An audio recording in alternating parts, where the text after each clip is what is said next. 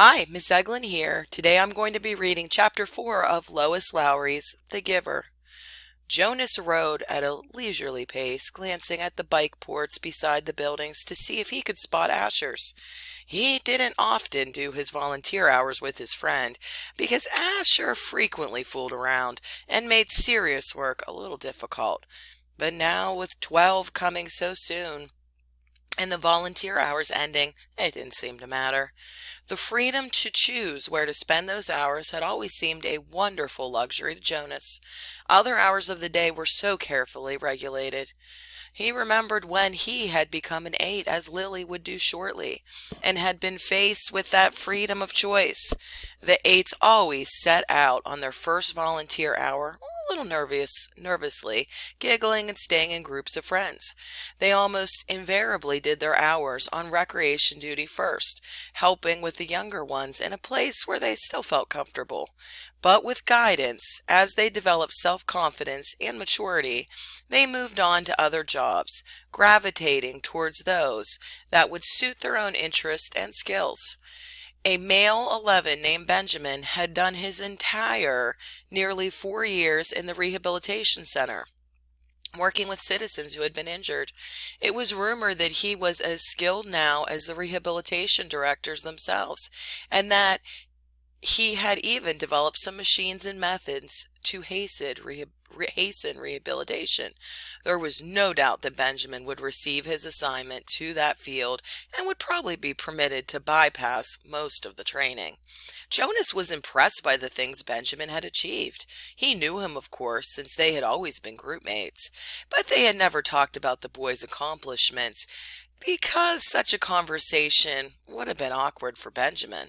There was never any comfortable way to mention or discuss one's successes without breaking the rule against bragging, even if one didn't mean to. It was a minor rule, rather like rudeness, punishable only by gentle chastisement, but still better to stay clear of an occasion governed by a rule which would be so easy to break. The area of dwellings behind him. Jonas rode past the community structures, hoping to spot Asher's bicycle parked beside one of the small factories or office buildings. He passed the child care center where Lily stayed after school, and the play areas surrounding it. He rode through the central plaza and the large auditorium where public meetings were held. Jonas slowed and looked at the name tags on the bicycles lined up outside the nurturing center. Then he checked those outside food distribution. It was always fun to help with the deliveries, and he hoped he would find his friend there so they could go together on the daily rounds, carrying the cartons of supplies into the dwellings of the community. But he finally found Asher's bicycle, leaning as usual, instead of upright in its port, as it should have been, at the house of the old. There was only one other child's bicycle there, that of a female 11 named Fiona. Jonas liked Fiona. She was a good student, quiet and polite, but she had a sense of fun as well, and it didn't surprise him that she was working with Asher today. He parked his bicycle neatly in the port beside theirs and entered the building. "Hello, Jonas," the attendant at the front desk said. She handed him the sign-up sheet and stamped her own official seal beside his signature. All of his volunteer hours would be carefully tabulated at the Hall of Open Records. Once, long ago, it was whispered among the children, and 11 had arrived at the ceremony of 12, only to hear a public announcement that he had not completed the required number of volunteer hours and would not therefore be given his assignment. He had been permitted an additional month in which to complete the hours, and then given his assignment privately, with no applause, no celebration, a disgrace that had clouded his entire future. "It's good to have some volunteers here today," the attendant told him. "We celebrated a release this morning, and that always throws the schedule off a little, so things get backed up." She looked at the printed sheet. "Let's see. Asher and Fiona are helping in the bathing room. Why don't you join them there? You know where it is, don't you?" Jonas nodded, thanked her, and walked down the long hallway. He glanced into the rooms on either side. The old were sitting quietly, some visiting and talking with one another, others doing handwork and simple crafts. A few were asleep. Each room was comfortably furnished, the floors covered with thick carpeting. It was a serene and slow-paced place, unlike the busy centers of manufacture and distribution where the daily work of the community occurred. Jonas was glad that he had, over the years, chosen to do his hours in a variety of places so that he could experience the differences. He realized, though, that not focusing on one area meant he was left with not the slightest idea, not even a guess of where his assignment would be. He laughed softly. Thinking about the ceremony again, Jonas, he teased himself, but he suspected that with the date so near, probably all of his friends were too. He passed a caretaker walking slowly with one of the old in the hall. "Hello, Jonas," the young uniformed man said, smiling pleasantly. The woman beside him, whose arm he held, was hunched over as she shuffled along in her soft slippers. She looked toward Jonas and smiled, but her dark eyes were clouded and blank. He realized she was blind. He entered the bathing room with its warm, moist air and the scent of cleansing lotions. He removed his tunic, hung it carefully on a wall hook, and put on the volunteer's smock that was folded on a shelf. "Hi, Jonas," Asher called from the corner where he was kneeling beside a tub. Jonas saw Fiona nearby at a different tub.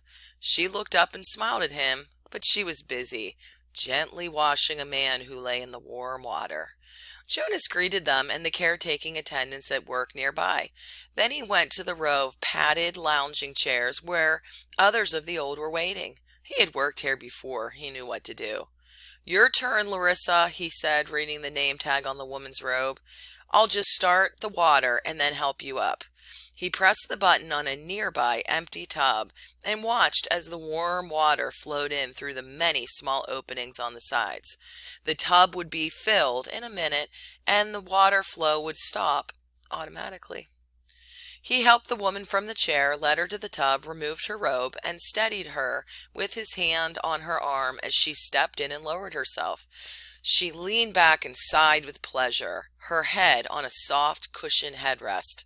"Comfortable?" he asked, and she nodded, her eyes closed. Jonas squeezed cleansing lotion onto the clean sponge at the edge of the tub and began to wash her frail body. Last night he had watched as his father bathed the new child. This was much the same. The fragile skin, the soothing water, the gentle motion of his hands slippery with soap. The relaxed, peaceful smile on the woman's face reminded him of Gabriel being bathed. And the nakedness, too. It was against the rules for children or adults to look at another's nakedness, but the rule did not apply to new children or the old. Jonas was glad. It was a nuisance to keep oneself covered while changing for games, and the required apology if one had by mistake glimpsed another's body was always awkward. He couldn't see why it was necessary. He liked the feeling of safety here in this warm and quiet room. He liked the expression of trust on the woman's face as she lay in the water, unprotected, exposed, and free. From the corner of his eye, he could see his friend Fiona help the old man from the tub and tenderly pat his thin, naked body dry with an absorbent cloth. She helped him into his robe. Jonas thought Larissa had drifted into sleep, as the old often did, and he was careful to keep his motion steady and gentle so he wouldn't wake her. He was surprised when she spoke, her eyes still closed. "This morning we celebrated the release of Roberto," she told him. "It was wonderful." "I knew Roberto," Jonas said. "I helped with his feeding the last time I was here just a few weeks ago. He was a very interesting man." Larissa opened her eyes happily. "They told his whole life before they released him," she said. "They always do. But to be honest," she whispered with a mischievous look, "some of the tellings are a little boring. I've even seen some of the old fall asleep during tellings. When they released Edna recently, did you know Edna?" Jonas shook his head. He couldn't recall anyone named Edna. "Well, they tried to make her life sound meaningful. And of course," she added primly, "all lives are meaningful. I don't mean they aren't. But Edna, my goodness, she was a birth mother, and then she worked in food production for years until she came here. She never even had a family unit. Larissa lifted her head and looked around to make sure no one else was listening. Then she confided, I don't think Edna was very smart. Jonas laughed. He rinsed her left arm, laid it back into the water, and began to wash her feet. She murmured with pleasure as he massaged her feet with the sponge. But Roberto's life was wonderful, Larissa went on after a moment. He had been an instructor of 11s. You know how important that is. And he had been on the planning committee, and goodness, I don't know how he found the time.